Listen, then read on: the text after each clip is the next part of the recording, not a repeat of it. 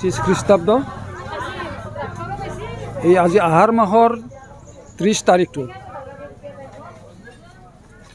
অষ্টনাগ পূজা আৰু মা মনসাৰ পূজা একেলগে কৰা হয়।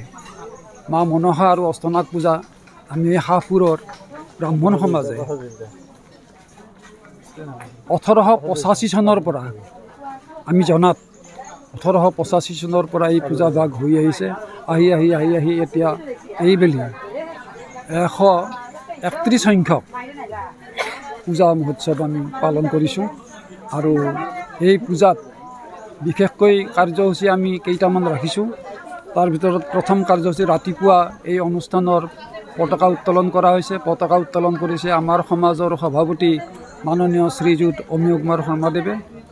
তাৰপিছতেই দ্বিতীয় কাৰ্যসূচীত আমাৰ বন্তি প্ৰজ্বলন আছিলে। বন্তি প্ৰজ্বলন কাৰ্যসূচীত আমি বিশেষকৈ 3গৰাকী মহান ব্যক্তিক আহ্বান কৰিছিলোঁ।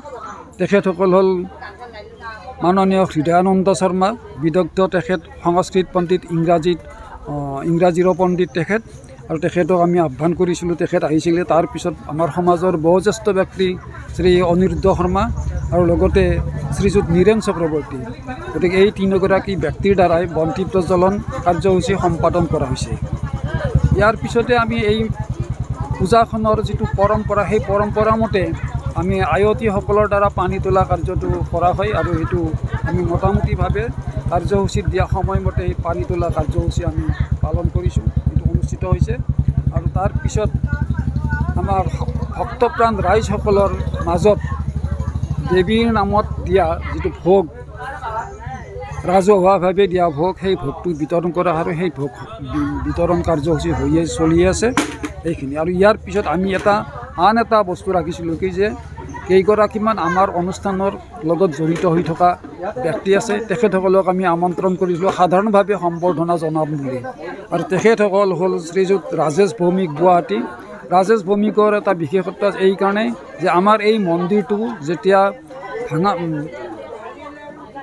পূজাঘৰৰ লেখীয়া আছিল, পূজাঘৰৰ পৰা আহি কংক্ৰিট হ'ল। এই কংক্ৰিট ঘৰটোৰ যিটো টাইলছৰ গাঁথনি, এই গোটেইখিনি টাইলছ তেখেতেই দান কৰিছে ৰাজেশ ভৌমিকে গুৱাহাটীৰ।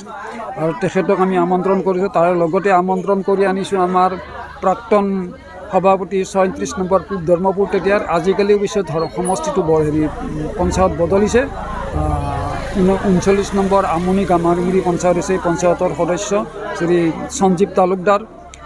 আকৌ আমি আহ্বান কৰি আনিছোঁ শ্ৰীযুত দিলীপ বৰ্মন। আমাৰ যিটো পঞ্চায়ত, এই পঞ্চায়তৰ তেখেত এগৰাকী পৰিষদৰ সদস্য শ্ৰীযুত ৰুবুল বেজবৰুৱা, কাউন্সিলৰ মধুপুৰ মণ্ডল, আজিকালি সেইটো 39 নম্বৰ আমনি গামাৰিমুৰি পঞ্চায়ত হৈছে। ইয়াৰ উপৰি আৰু আমি আহ্বান আনিছোঁ আদৰিবলৈ ইচ্ছা কৰিছিলোঁ শ্ৰীযুতা কল্পনা বৰ্মন, আমাৰ সদস্য পঞ্চায়তৰ। তেখেত এতিয়ালৈকে আহি পোৱা নাই। তেখেতে জনাইছে যে তেখেত সন্ধিয়া সময়ত আহিব।